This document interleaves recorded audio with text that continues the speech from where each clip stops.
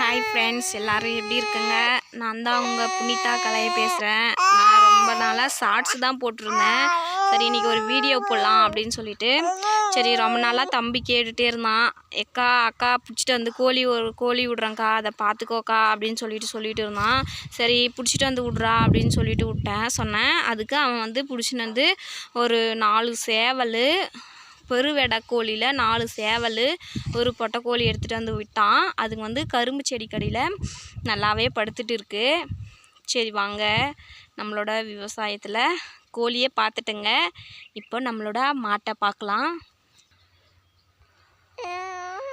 சரி வாங்க ஃப்ரெண்ட்ஸ், நட்ட வெங்காயத்தை காட்டுறோம் உங்களுக்கு. நாங்கள் நட்டதோ என்னவோ கடவுளுக்கே பொறுக்கலையோ போல் இருக்குது. நட்ட நாள் இருந்தே மழையே காணோம் ஃப்ரெண்ட்ஸ். வாடிட்டே இருக்குது வெங்காயமெல்லாம்.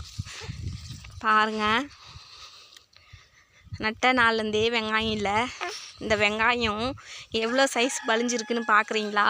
நீங்கள் பாருங்கள், அவ்வளோதாங்க, இவ்வளோதான் வந்திருக்கு. இது பாருங்கள், இவ்வளோதான் ஃப்ரெண்ட்ஸ் வந்திருக்கு. சரி, பக்கத்து கொல்லிக்காரு கலக்கா போட்டிருக்காங்க. அவங்கள்ட்ட பாருங்கள், நினச்சாவே வயிற்றெரிச்சல் பொழப்புன்னு சொல்லுவாங்க இல்லையா, அந்த மாதிரி ரொம்ப வயிற்றெரிச்சலுங்க. பாவம், அங்கே பாருங்கள் வாடிட்டு இருக்குது. ஆனால் கலக்காயே முத்தலை ஃப்ரெண்ட்ஸ், கலக்காயே சுத்தமாக முத்தலை. ஆனால் செடிங்கெலாம் வாடிடுச்சு. பாவம் இல்லையா, ரொம்ப பாவம், வாடி போச்சு. இதை பிடுங்குனா ஏதோ வந்த அளவுக்கு போதும்டா கடவுள் கொடுத்தது அப்படின்னு சொல்லிட்டு பிடுங்கலான்னு பார்த்தா கூட செடி மட்டும்தான் வருது. கலக்கா வேரோட அத்துக்குது, மண்ணிலே அத்துக்குது ஃப்ரெண்ட்ஸ். செடியை பிடிங்க, என்ன புண்ணியம் சொல்லு பார்க்கலாம். நம்ம பண்ணுறதே அதுக்காக தானேங்க. எல்லாருமே எங்கள் ஊர் சைடு எல்லாருமே கலக்காவை ரொம்ப ஆவலோட மழையை தான் ரொம்ப ஆவலோட எதிர்பார்த்துன்னுக்குறாங்க. வந்தால் போதும் பிடிக்கலாம் அப்படின்னு சொல்லிட்டு. ஓகே ஃப்ரெண்ட்ஸ், பிடிச்சிருந்தா லைக் பண்ணுங்கள், ஷேர் பண்ணுங்கள், கமெண்ட் பண்ணுங்கள், மறக்காத சப்ஸ்கிரைப் பண்ணுங்கள் ஃப்ரெண்ட்ஸ். எங்கள் குட்டி பாப்பா ரொம்ப ராவடி பண்ணிவிட்டு அழுதுகிட்டே இருக்கா. பாருங்கள், கஜல்,